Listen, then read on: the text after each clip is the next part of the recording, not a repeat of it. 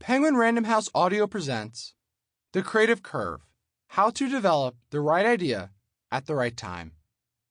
This is the author, Allen Gannett. Preface. We've all been told a lie about the nature of creativity. For as long as anyone can remember, our culture has perpetuated the myth that creative success is a result of a sudden light bulb moment. That writing best-selling novels, creating revered paintings, or developing viral mobile apps has a mystical quality, unconnected to rational thought or logic, that is, reserved for geniuses, rather than for the rest of us mere mortals. In fact, for centuries now, we have been persuaded of this by wise men and critics who excitedly recount stories of creative genius that emphasize the individual, the subconscious, and the seemingly divine machinations behind creative achievement. My goal in writing The Creative Curve is to reveal the truth about creative success, that there is, in fact, a science behind what becomes a hit, and that today's neuroscience gives us an unprecedented ability to decode and engineer the necessary moments of inspiration to create popular work that your audience can't get enough of. I have always been addicted to patterns. As a kid, this took the form of spending countless hours playing computer games, watching and waiting to see how the AI worked so I could destroy my virtual opponent and save the kingdom, or planet, or country. I think you get the idea. As a teenager, this turned into a short-lived and fairly successful obsession with getting cast on game shows. Today, this lifelong geekery has found two homes. By day, I run a company that works with large brands to help them uncover the meaning, that is to say, the patterns, within their marketing data. We help Fortune 500s and high-growth startups understand the marketing channels, messages, and tactics that will work the best in the future based on the data from their past. By night, I've done everything possible to answer the question of whether there is a pattern to creative success.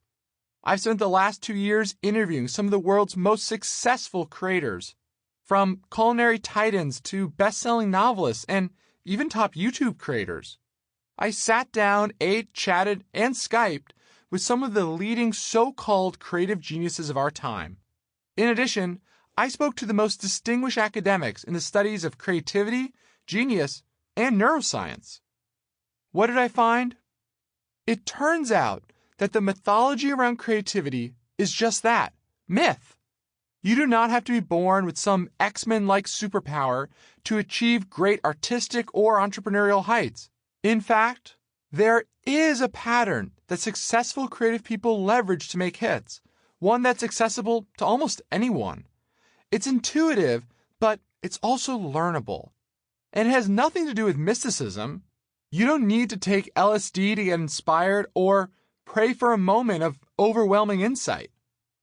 Based on what I found, it turns out you can intentionally follow what the world's most vaunted creative geniuses do and get that much closer to creating and executing your own great ideas.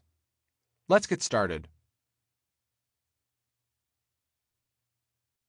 Part 1. Overturning the mythology of creativity. Chapter 1. The Making of a Dream. It was November 1963. Paul McCartney woke up obsessed with a melody he had heard while dreaming. The 21-year-old pop star stumbled over to the small piano nestled in his room on the top floor of 57 Wimpole Street in central London. What was that melody? He sat at the piano, trying to recreate the notes he had heard in his sleep. It felt so familiar. He finally put it together. G, F sharp minor 7th, B, E minor, and E. He played it again and again. He loved the way it sounded, but was certain the melody must come from some half-forgotten song he had heard before. Like many musicians, he fretted that he might be borrowing the melody of another song. Too familiar, he thought. Where have I heard this before? The melody McCartney heard in his dream would ultimately become Yesterday, the most recorded song in music history, with 3,000 different versions. It has been played more than 7 million times on American television and radio, and is the fourth highest grossing song of all time. McCartney himself once said of his famous song, "It is possibly the smash of this century." Indeed, Yesterday may well have been one of the 20th century's biggest hits, and, apparently, it was the result of a dream. He told an interviewer for the Beatles anthology that the experience had a profound impact on how he viewed creativity. He said, "It's amazing that it just came to me in a dream. That's why I don't profess to know anything. I think music is all very mystical." For creativity researchers, Paul McCartney's sudden melodic epiphany is a classic example of creativity coming to an artist unplanned, in a flash of genius, a moment of inspiration in which an idea suddenly rises to one's conscious awareness. It is the unexpected nature of these bursts of inspiration, with no apparent origin, that gives them a supernatural quality. Anyone who has had a great idea in the shower or on a run or walk has experienced some version of these moments. Whether it is J.K. Rowling being struck with the idea for Harry Potter on a train to London, or Mozart being able to compose songs without effort, these accounts have become modern-day staples of what I call the inspiration theory of creativity. The idea that creative success results from a mysterious internal process punctuated by unpredictable flashes of genius. And our culture has embraced the idea that a self-reliant person born with the right innate talents can produce hits out of sheer inspiration. What's more, this view is not confined to the traditional arts like music and literature. Steve Jobs, the prototypical genius of the digital age, explained in an often repeated quote that creativity is an organic process. He said, "When you ask creative people how they did something, they feel a little guilty because they didn't really do it. They just saw something." The inspiration theory of creativity dominates how most people think about creative greatness today. But why do these sudden moments of inspiration occur? Is sheer IQ genius the only explanation? If we studied the settings of these creative moments, would they verify or disprove the inspiration theory? Name that tune. The morning the melody for Yesterday came to McCartney was a typical lazy day. As was his routine, he awoke around noon. He and his girlfriend Jane would often stay out late at London's restaurants and clubs. McCartney worried about why the melody he woke up with was so clear, so concise. It seemed too finished, too complete. He assumed he had accidentally plagiarized it. Was it from one of the classics he had heard his father play so often? Stairway to Paradise, Chicago, Lullaby of the Leaves? The Beatles were thoughtful about creating their hits.